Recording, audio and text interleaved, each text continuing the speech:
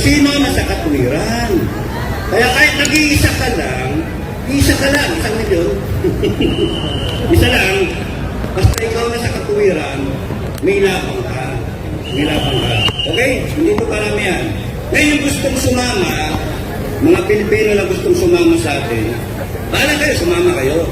Pero yung mga natatakot, huwag kayong matakot. Nandito na kami. Nandito kami. Okay, kwentuhan ko kayo para makilala nyo ako. Pasensya na kayo, napakamahaba. Okay lang? Kaya nyo hanggang bukas sa umaga? Okay. So, sabi ko nga, 16 na taon ako sa servisyo. 16 na taon. Wow. Class 1983 ng PMA. Mga sikat-sikat na mga klase ko, General Anyo, pinakasikat ngayon. Musta na, Mista? Musta na. Siya yung, ano ba si, hindi naman spiritual advisor. National Security Advisor, si Ed Anyo. Tsaka may 4 akong mistang kasama si Ed Anyo na naging chief of staff. Hindi nagtagal, nag-people power na. 2 taon, 83, 84, 85, tapos 86. 1985, na-assign na ako sa Cagayan Valley. 1985. Galing ako ng Davao Norte. Doon ako nakatikim ng binyag, baptism of fire. Tapos makikita nyo naman sa ano pangalan ng channel ko? Pinoy Survivor. Pinoy Survivor. Nag-vlog ko, no? Pinoy Survivor! Okay. Tapos nang pinunta kami ni Colonel Onasan sa Cagayan Valley. Colonel Onasan. Tinatanong ko yung mga official ko, uy, bakit nandiyan si Sir Greg? May kutita ba? Meron daw, sabi ng mga kasama ko. Uy, yun na yung pumutok na February 86. November pa lang, nag-uusap-usap na mga opisyal. Buti ngayon walang nag-uusap-usap, ano? May nag-uusap-usap pa sa AFP at sa PNP? Wala. Mga professional sila. Professional. So, kami noon, nung bumaba kami, nauna ako. Sabi ko daw sa CEO ko, Sir, alanganin ako doon sa sinasabi ni Colonel Aguinaldo magpapatrolya kami, tapos papapa kami ng bundok, tapos noon, isasakay namin yung mga paril namin sa bus, tapos kami, bababa na kami. Yung mga gamit namin, susunod. Sabi ko, hindi pwede yun, sir. Nakapirma ako lahat dun eh. So, ang pinaka-the best, mauna ako. O daw, mauna ako, tapos malaman kung totoo. Kung totoo, itatawag ko. Sabi ko, sir, sabihin ko na lang sa radyo para hindi ma-monitor, ikakasal na ako, sir, magninong ka. Ibig sabihin nun, tuloy na tuloy yung kudita. O di, baba ko. Hindi nagtagal, sir, mag-asawa na ako, ninong ka na. May umiiyak na. Mayroon nang nahuli ko sa Malacanang. Si Dick Morales, Captain Dick Morales, at saka si Major Brillantes. Balak pa naman natin, ng mga mista ko, igapo si Colonel Major Brillantes doon sa Ranger. Gusto namin kapos.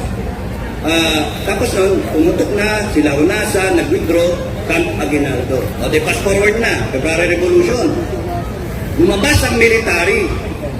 Nandun si Ramos, nandun si Enrile, nandun si Onasan, nandun yung rank. Wala naman ngayon yun. Wala. Walang Onasan, walang Ramos, walang Enrile. Natatayo para sa inyo. Wala. Nandyan ang FGF. Nandyan kami para sa inyo. Huwag ka lang. Huwag na lang. So, kaya kami tumatayo kasi may mali. Sobrang mali. Kung Filipino Guerrilla Forces, nandyan para protektahan ang Pilipinong pamilya. Yun yung rason. Kasi nakita namin, nag-usap kami ni Commander Bukay, ni General Metran, general niya sa amin na pangit kung wala kalaki, hindi mo maasahan, wala. Paano magugulat tayo isang araw, lulusubin na tayo. Mas maganda tayo. Hindi kami papaya nasupiling tayo. Kaya nandyan yung Filipino Guerrilla Forces. To defend the family, to defend the barangay, and to defend the country, and in so doing, yung armed forces, we will help them, at saka yung PNP. Yun. Then, pagkatapos nun, handaan na lang, prepare lang. Okay? Okay, matakot. Ano ba yung sunod? Meron ko sasabihin, bago nyo kami disperse. Bago nyo kami disperse. Okay. So, kwento muna ako, kwento. Bear with me. Tapos nun, yung pagka ano, balik ako dun sa EDSA.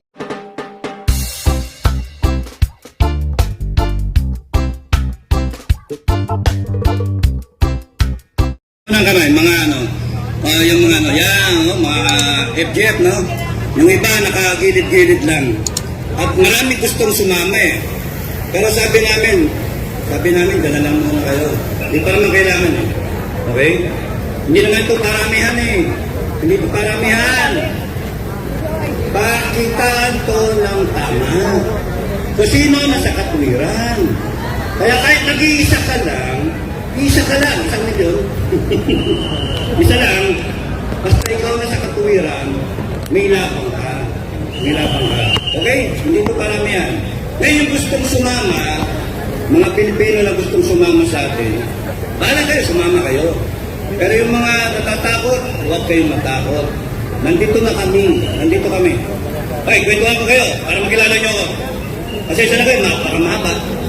Okay lang? Kaya nyo hanggang doon sa maka? Okay.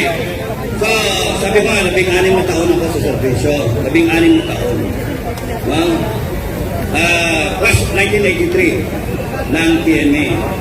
Mga sikat-sikat na mga klase ko. General Anyo, pinakasikat ngayon. Musta na? Musta? Musta na? Siya yung, ano ba si Ano? Hindi naman spiritual advisor.